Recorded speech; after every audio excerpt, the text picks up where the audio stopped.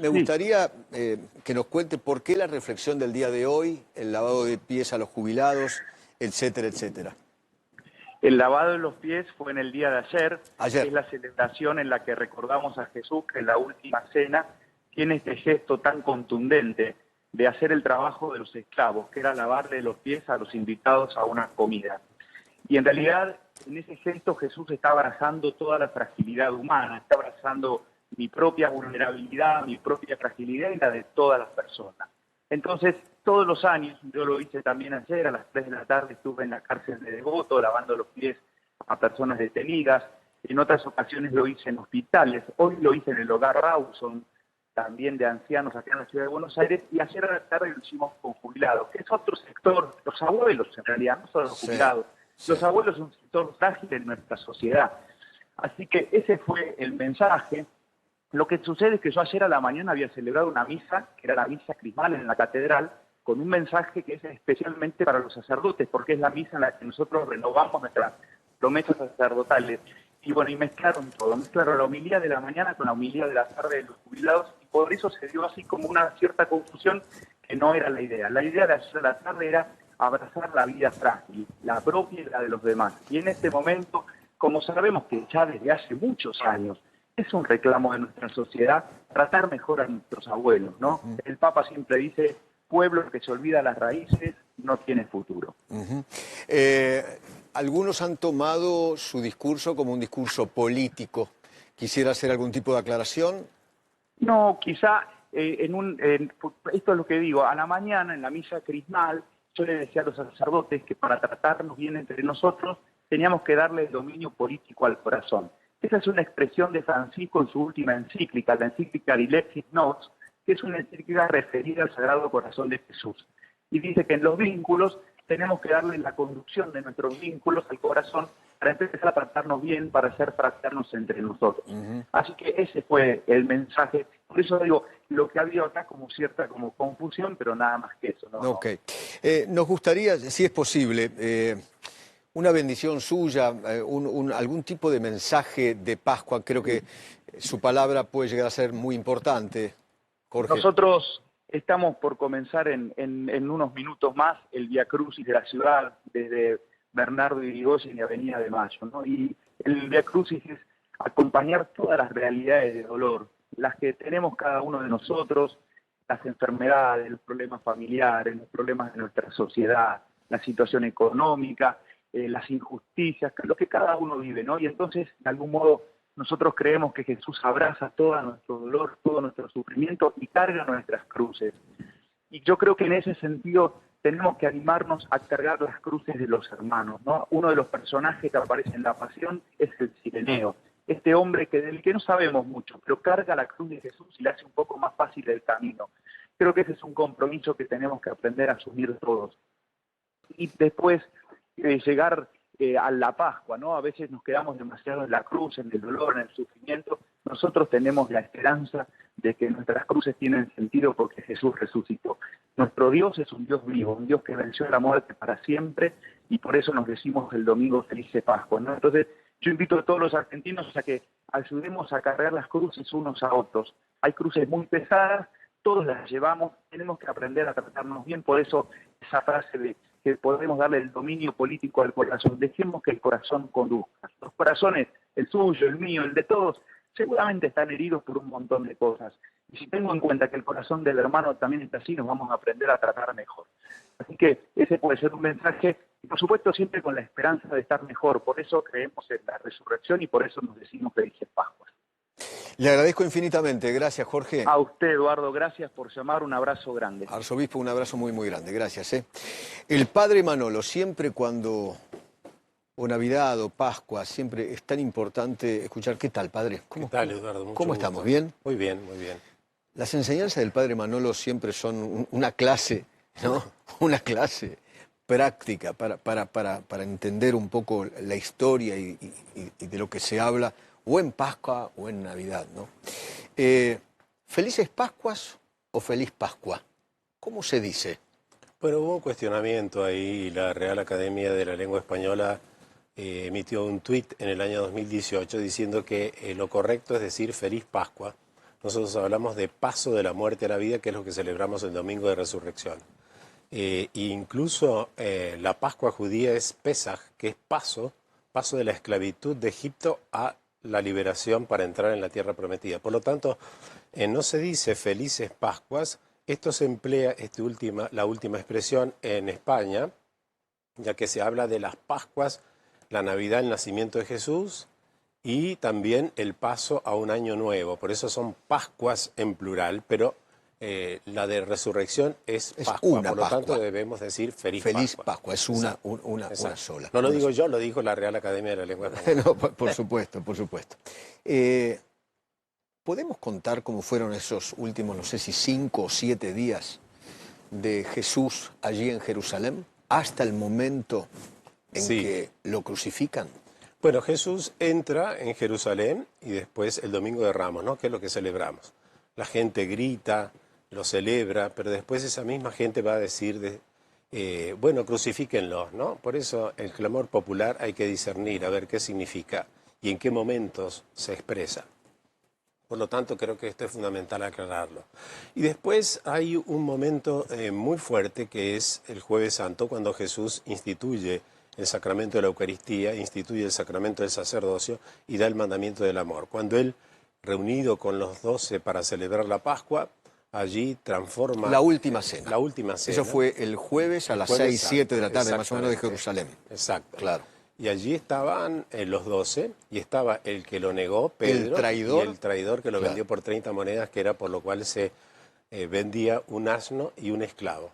Por lo tanto, Judas ahí apareció más interesado por la bolsa que por Jesús, aunque después se arrepiente, ¿no? Después se arrepiente y tira las monedas, pero ya era muy tarde, y bueno, después termina él ahorcándose. Pero digamos, esto es un momento muy trágico. Ahora, le lava a los 12 los pies, incluso a quien lo niega y quien lo traiciona. Y es muy claro el Evangelio de Juan cuando dice que se puso la toalla en la cintura, pero después no dice que se la saca, con lo cual viene a indicar que la actitud de servicio es permanente, no puede ser momentánea. Y después, bueno, viene el momento más difícil porque los discípulos se duermen, él pide que lo acompañen. ¿Ahí van al Monte de los Olivos? Claro, ahí van a Getsemaní. Okay. Vos has visitado la basílica. Sí, estuve ahí, muy impresionante. Estar en el Monte de los Olivos, donde esa noche estuvo Jesús y los apóstoles, algunos durmieron. ¿Jesús durmió o no durmió? No, no durmió nada esa noche. No. Nada. Nada. No podía dormir porque era una tensión muy grande, porque él sabía lo que le venía. De ahí iba a ser trasladado a la casa de Anás y donde estaba el sumo sacerdote Caifás. Le iban a hacer el juicio, lo llevaron de noche, no podían hacer un juicio en el momento nocturno, entonces hubo que esperar hasta el otro día. Después va de la casa de Caifás hacia la Torre Antonia, donde estaba Poncio Pilato, que era el gobernador de Judea, que no habitaba ahí, sino en Cesarea Marítima, pero venía para la Pascua de los judíos, porque generalmente como se reunían tantos peregrinos, había muchas revueltas, etc. Y lo impactante de Getsemaní, vos estuviste ahí, la basílica también tiene unos vitrales de color morado que crea un clima de recogimiento y tremendo. Al mismo tiempo uno piensa en la turbación y en el momento de crisis y de estrés psicológico. Por eso allí está una piedra sobre la cual Jesús sudó sangre. Esto es un fenómeno que se llama hematohidrosis, cuando se rompen los vasos capilares y las glándulas sudoríparas transmiten sangre. Por lo tanto, esto no es común, se da en un momento de estrés psicológico muy fuerte, que era lo que precisamente estaba viviendo Jesús.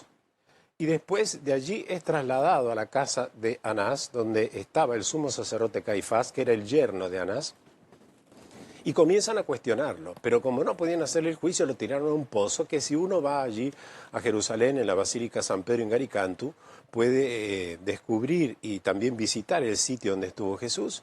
Y después allí en el patio de esa casa es donde Pedro lo niega 3 veces. Y después de ahí se lo llevan a la Torre Antonia para el juicio. En la casa del sumo sacerdote Anás y Caifás estaba el Sanedrín, que venía siendo como el Consejo Superior de los Magistrados de Justicia. Y después lo llevan a la Torre Antonia, donde estaba el pretorio. El pretor vendría siendo como el juez máximo, y allí comienzan a juzgarlo, porque es criticado por haber dicho que es hijo de Dios. Entonces lo vienen considerando como un blasfemo y además los romanos decían, usted quiere ser superior al emperador, por lo cual usted tiene que morir. Y claro, o sea, quienes tenían que llevarlo a la muerte eran los romanos, porque los judíos no podían, porque no tenían la potestas gladi, que era la aplicación de la pena máxima. Y entonces, bueno, allí Pilato es cuando sale, bueno, ustedes a quién quieren que le suelte, yo no veo culpa en este hombre. Y hace una presentación que es sumamente impresionante, porque dice, he aquí el hombre, cuando lo presenta a Jesús, ¿a quién quiere que le suelte? ¿A él o a Barrabás? Y la gente dice, a Barrabás. Y Jesús comienza allí su peregrinación por ese camino de la vía dolorosa. Lo flagelan primero y se lo llevan por la vía dolorosa. Claro, claro, comienza la flagelación allí cerca de la Puerta de los Leones. Exactamente. Jerusalén es una ciudad amurallada, de la Puerta de los Leones hasta el Monte Calvario. ¿Cuántos kilómetros son? Es 1,5 kilómetros. 1,5. Pero allí 15 es cuadras. de mucho sufrimiento, porque según el derecho romano le debían aplicar un instrumento de tortura que era el flagelo y se le debían dar 39 golpes de flagelo. Algunos se preguntan por qué 39 y no 40. Porque se dice que en aquel momento se pensaban que las enfermedades eran 39. Por lo tanto venía siendo como aplicación al cuerpo de esa persona condenada como criminal todas las enfermedades existentes en ese tiempo. Pero a mí hay, si me permitís, 3 estaciones que me impactan del Vía Crucis. Es hoy el Vía Crucis. El Vía Crucis es hoy, exactamente. Esto es lo que estamos viendo en Roma ahora, ¿no? ¿O fue esta noche? Esta noche fue, pero ya... Porque fue hace un rato, por la diferencia horaria, ¿no? Sí. Impresionantes las meditaciones que preparó el Papa para cada una de las estaciones. Sí. Él no pudo asistir, pero sin duda que las meditaciones son muy fuertes. Impresionante las imágenes del Coliseo, ¿no? No, el Coliseo es algo... impactante. Yo, mientras estudiaba en Roma, celebraba los domingos en una iglesita ahí abajo. Hay una iglesita la Chiesa abajo. dei Martiri, todos los domingos. Y realmente es muy impresionante, porque si conoces un poco de historia, es decir, cuando uno conoce un poco de historia, sabe lo que sucedió allí, ¿no? Totalmente. Y estar en ese sitio donde los cristianos fueron castigados de manera tal por ser creyentes es muy fuerte. Pero digo, hay 3 estaciones que a mí me impactan mucho antes de llegar al Monte Calvario, que es la 4ª estación donde Jesús se encuentra con su madre. A mí me impacta porque a lo largo de mis 40 años de vida sacerdotal he tenido que hablar con madres que han perdido sus hijos, pero también con 2 madres a las que les mataron sus hijos. Y cuando paso por allí me acuerdo, es un momento muy fuerte, porque, y ahora yo pienso, ¿no?, en la madre de este chico Fernando Báez Sosa y también la mamá de Kim. Es decir, es un dolor muy fuerte. Y pensar que María vio pasar a su hijo, ella que había recibido en la Anunciación que iba a ser la madre del Salvador, que iba a ser grande, poderoso, y llega un momento donde el anciano Simeón le dice, pero una espada atravesará tu alma. Y eso se hace realidad allí en el Vía Crucis, ¿no? Y además hay un texto del profeta Isaías en el capítulo 52 que dice que el Mesías sufriente no tenía aspecto humano, no parecía hombre.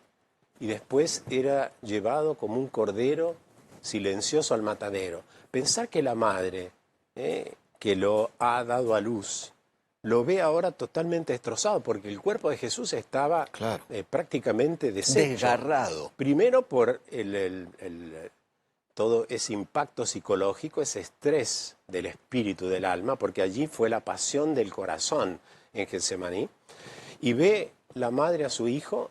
Y realmente el evangelista San Juan no pone ninguna lágrima en sus ojos, ni tampoco ningún reclamo en sus labios, ni la muestra postrada en un estado de desesperación. La pone de pie junto a la cruz, porque ante el dolor hay que estar y acompañar. Y después la 5ª estación, que es la del Cireneo. El Papa ha hecho una reflexión bellísima el domingo pasado, ha hablado del Cireneo.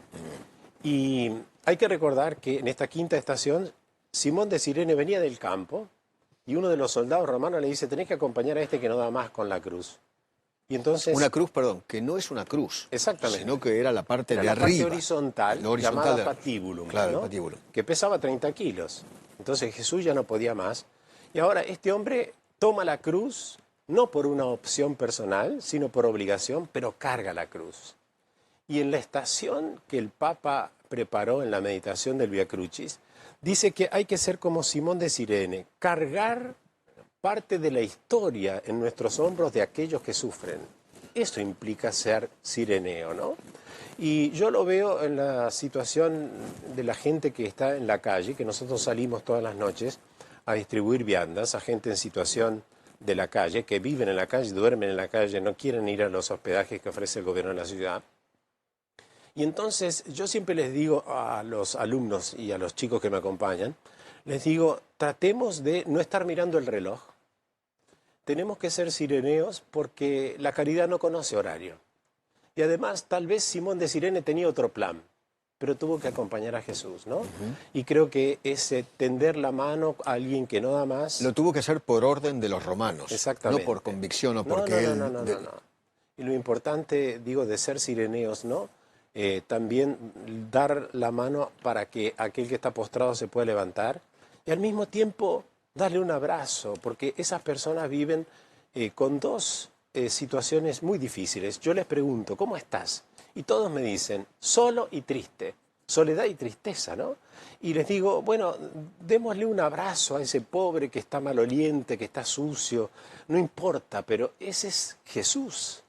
Y entonces creo que el abrazo también, sabemos por psicología, ¿no?, que produce oxitocina, esa hormona que se produce en el hipotálamo y que genera sentimientos positivos. Y creo que eso es fundamental. Yo siempre digo que el abrazo al pobre, aquel que está marginado, es el mejor vestido que le podemos ofrecer porque es talla única y a todos les viene muy bien. ¿Y qué otro lugar? Hay un momento en ese pasaje de Jesús con la cruz, donde él apoya su mano, ¿no?, en un lugar.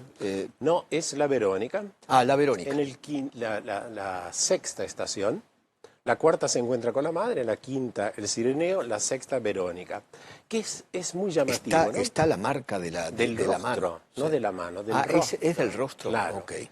Y porque ahí esta mujer no se deja llevar por la intimidación de los soldados, ni tampoco por el miedo de los discípulos, sino que tiene un gesto exquisitamente femenino, saca un paño y le seca el rostro de Jesús y la imagen queda ahí. Nosotros ahí la vemos. ¿Es esta? Esa es la imagen que se encuentra en el santuario del Volto Santo, en Manópelo, que es un sitio en la provincia de Pescara, a 200 kilómetros de la ciudad de Roma, en la región de los Abruzos. Esa es la cara de Jesús. Esa es la cara de Jesús. Marcada en un manto. Exacto, así estaba. Y coincide con la de la sábana santa.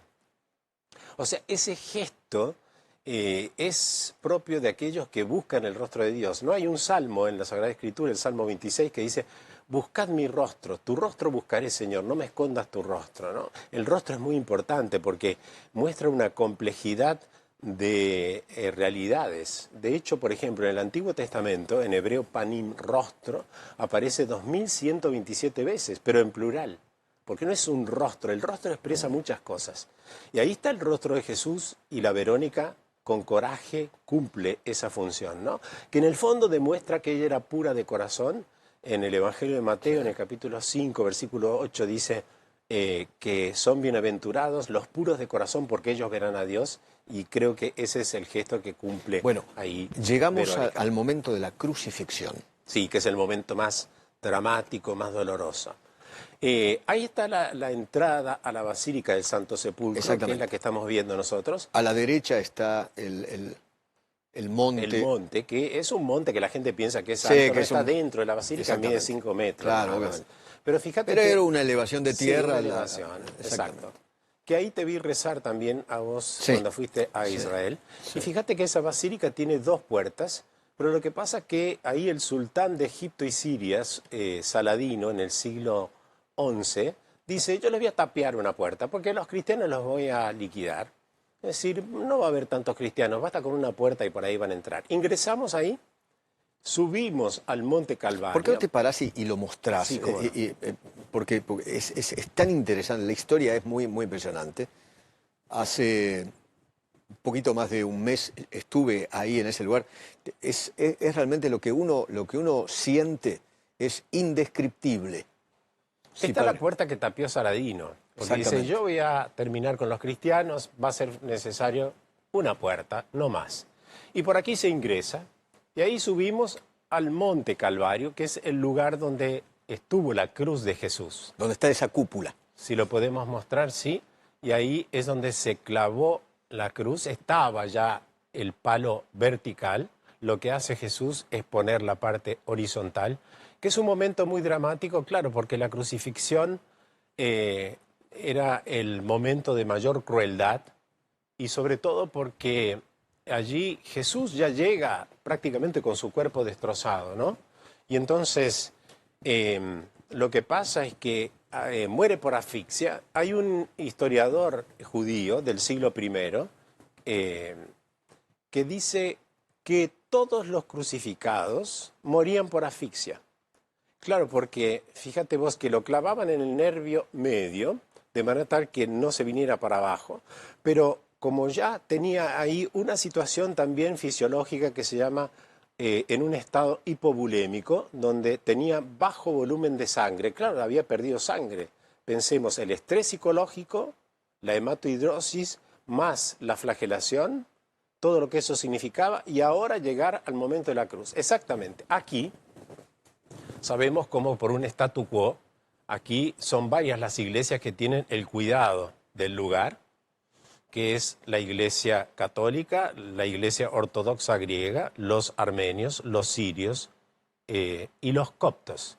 Bueno, aquí debajo está el lugar donde estaba la cruz de Jesús, el palo vertical, y cuando él llega se pone el horizontal. Este es el sitio que nosotros veneramos como el sitio sagrado por excelencia, ¿no? Porque allí muere Jesús. Sí. Es un estado fisiológico, por supuesto, desastroso, porque sí, de ahí se lo baja y se lo lleva a esta losa, porque los cuerpos venían ungidos.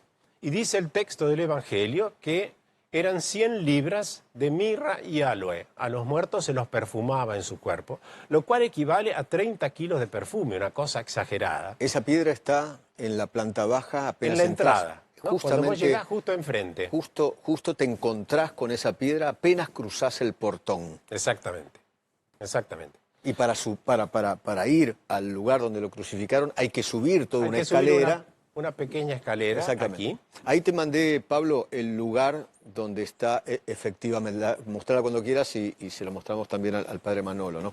El lugar donde estuvo la cruz, ¿no? Ahí, exactamente en ese lugar. Exactamente. Ese lugar, yo te digo, lo que sentí en ese momento no tiene explicación. No hay una explicación. Es un momento muy fuerte. No hay explicación. No se puede explicar con palabras humanas. No. Así, porque estamos ante una realidad del misterio, ¿no? Misterio significa cerrar los labios. Es decir, allí solamente tenés que abrir el corazón. Vos fíjate que casi me sentí como adentro del lugar donde clavaron la cruz. El palo vertical. Este es el lugar de la crucifixión. Después se lo bajó, vimos, se lo puso en la losa esa que mostrábamos antes, y después se lo lleva a un sepulcro. Al santo sepulcro. Y ahí interviene José de Arimatea, que era una persona que formaba parte del Sanedrín, con lo cual se arriesgó mucho ante las autoridades romanas, precisamente porque pareciera como que hubo una complicidad de José de Arimatea, pero Jesús no tiene un lugar donde ser sepultado, y José de Arimatea había comprado ese sepulcro para él, y se lo da a Jesús. A ver si podemos mostrar el edículo. Este es el edículo. Edículo significa pequeña construcción.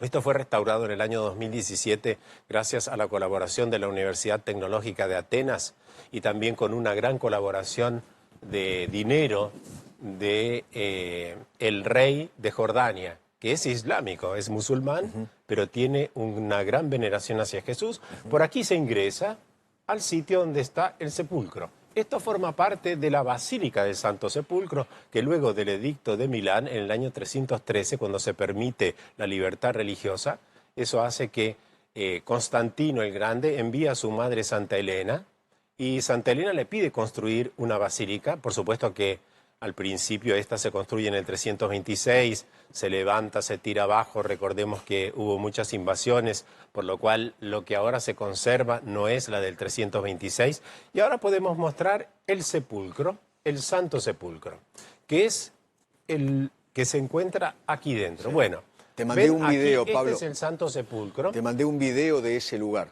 Y aquí, yo cuando voy a Israel, a Jerusalén, aquí celebro la misa.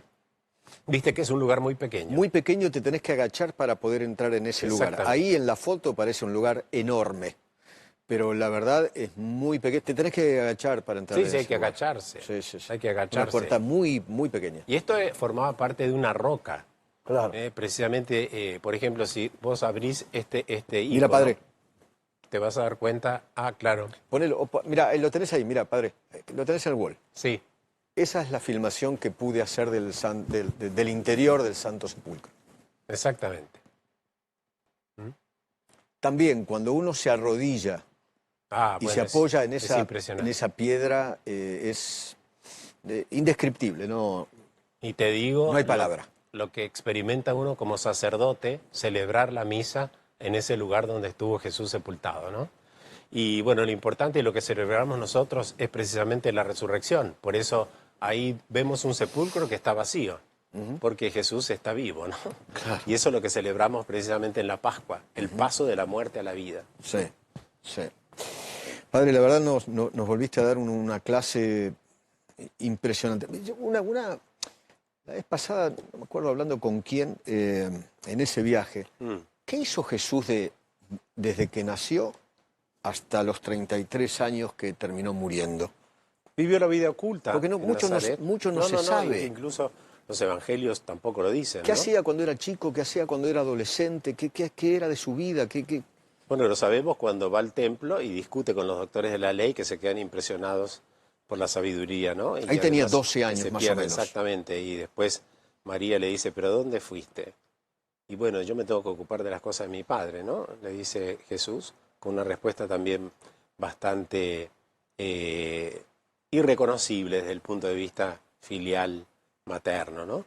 Pero después vivió esos 30 años en la vida oculta y después trabajando con José, ¿no? Porque algunos dicen, bueno, su José era carpintero, no. O sea, el término griego que se emplea en el Evangelio es un término que indica que era constructor. Constructor, no carpintero. Recordemos que cerca de Nazaret, en la zona norte de Israel, en la Galilea, allí en Nazaret, cerca estaba lo que era la capital de la Galilea, que era Séforis, y había muchas construcciones, y sin duda que allí ha colaborado Jesús con su padre, ¿no? Aprendió el arte de trabajar. ¿Nos podés contar que este es el Vía Crucis aquí en la ciudad de Buenos Aires? Exactamente. ¿Qué es lo que estamos viendo? Bueno, se recorren las 14 estaciones, ¿no? Desde el momento de la flagelación, después las caídas de Jesús, esas estaciones que nosotros hemos mencionado, hasta llegar al momento de la crucifixión en el Calvario. Pensemos que allí Jesús vive un dolor muy grande desde el punto de vista corporal, porque, como dijimos antes, su cuerpo queda sin sangre. Y entonces moría por asfixia, y para poder respirar tenía que levantarse, pero cada vez que se levantaba se desgarraba prácticamente. ¿Y cómo ¿no? fueron sus últimos momentos ahí en la cruz? Ya crucificado. Bueno, después cuando los soldados se dan cuenta que estaba muerto, es ahí cuando, porque a todos los muertos con la pena capital máxima se le quebraban las piernas, pero a Jesús no se le quebraron las piernas, porque ya esto estaba anunciado en el Antiguo Testamento, que al Mesías crucificado no se le quebrarían las piernas. Y después, bueno, un soldado le envía una lanza que le traspasa el pulmón derecho, el corazón, y ahí es cuando brota sangre y agua. Y bueno, ahí Jesús muere, ¿no? Y él pide, diciendo, tengo sed, que le den agua, porque claro, el cuerpo en ese estado necesita líquido. Incluso el cuerpo en esa situación retiene orina. Pero es un momento desesperante, al punto tal que Jesús dice, tengo sed, y le dan a beber vinagre. Entonces, la muerte de Jesús es muy trágica, muy dolorosa, pero al mismo tiempo creo que nos da una enseñanza, ¿no? Que Jesús muere con los brazos extendidos, las manos abiertas y el corazón traspasado. Yo creo que también nos da una enseñanza a nosotros, ¿no? Que todos vamos a morir. A mí me impresiona el discurso que dio Steve Jobs cuando va a la Universidad de Stanford en el 2005 y dice, la muerte es el mejor invento de la vida. Claro, impresiona, ¿no? Dice, algunos podrán tomar por loco, pero dice, realmente por la muerte vamos a pasar todos. A veces en la vida nos creemos orgullosos, prepotentes, que tenemos todo el poder, y después todos morimos. Por lo tanto dice, hay que prepararse para la muerte. Y les da una gran enseñanza a los jóvenes, porque les dice, stay hungry, stay foolish. Sean hambrientos y sean alocados, pero vivan la vida con esa pasión, también sabiendo que van a morir. Y creo que Jesús nos da esa enseñanza, ¿no? Con los brazos abiertos, con las manos abiertas, como expresión de no retengo nada. Por eso los latinos hablaban de un ars vivendi y un ars moriendi. Nosotros nacemos con los puños cerrados y tenemos que aprender a morir con las manos abiertas. Creo que dentro de este contexto de jubileo, de la esperanza, creo que también nos da una gran esperanza, que la muerte no tiene nunca la última palabra. ¿Te puedo pedir una bendición? Sí, cómo no. Para nuestros televidentes. Y sobre todo en este contexto de esperanza, digo. Claro. Que Dios los bendiga y que les conceda abundante paz y salud, y que la paz y la esperanza del corazón nunca disminuyan ni nunca decrezcan. En el nombre del Padre, y del Hijo, y del Espíritu Santo. Amén. Feliz Pascua para todos. Gracias, Gracias Padre, a ustedes. te adoro, Gracias, te quiero mucho. Gracias. Me voy